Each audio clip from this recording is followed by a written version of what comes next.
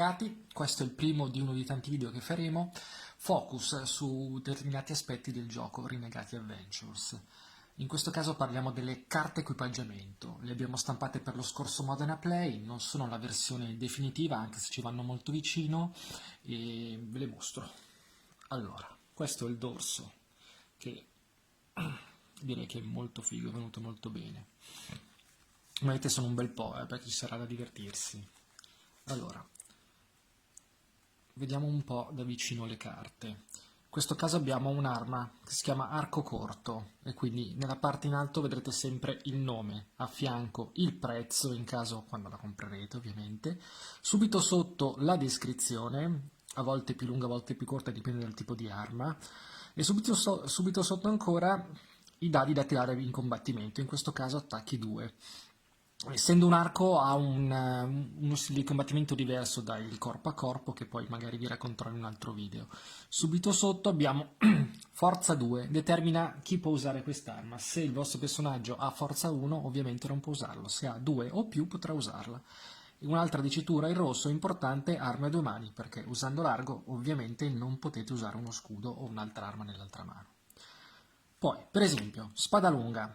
In questo caso abbiamo, come nella carta precedente, il nome, il prezzo, la descrizione, i dadi che bisogna tirare in combattimento e in alcuni casi abbiamo anche un attacco speciale che, diciamo, si effettua se succedono determinate cose durante il tiro del dado. Subito sotto sempre la forza, che è l'attributo che bisogna usare nel combattimento corpo a corpo, ma a volte c'è anche l'agilità, dipende, e subito dopo il tipo di arma, in questo caso arma, nel caso di arma a 2 mani come abbiamo visto è arma a 2 mani, in caso, ecco, di scudo ci sarà scritto scudo. Sono delle parole diciamo chiave, perché poi durante l'equipaggiamento potete avere solo uno scudo oppure solo un tipo di armatura e questa dicitura vi aiuterà a capire se potrete indossare l'arma oltre all'attributo.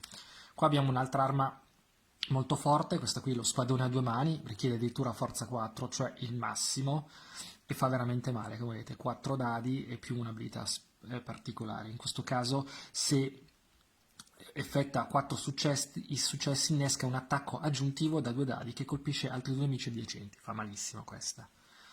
Questa invece è un'armatura, in questo caso il giustacuore in cuoio, come al solito nome, prezzo, descrizione, difesa, dà un dado in più in difesa ed è un'armatura. Quindi cosa vuol dire? Vi faccio vedere un esempio, vi cerco un'altra armatura.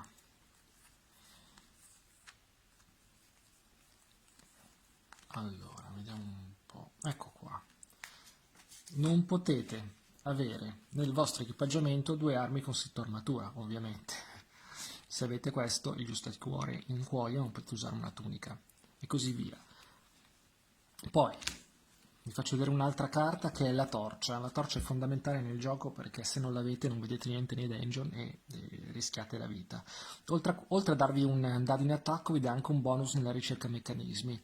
Qui, come in altre carte, appare un altro simbolo. In questo caso vuol dire che può essere trasportata dal giocatore tramite uno zaino. Se avete questa icona vuol dire che potete farlo. Come vedete nelle altre armi come giustacuore, spadone eccetera non possono essere portate nello zaino. Ci sarà la cintura però, nel quale potranno essere legate le armi.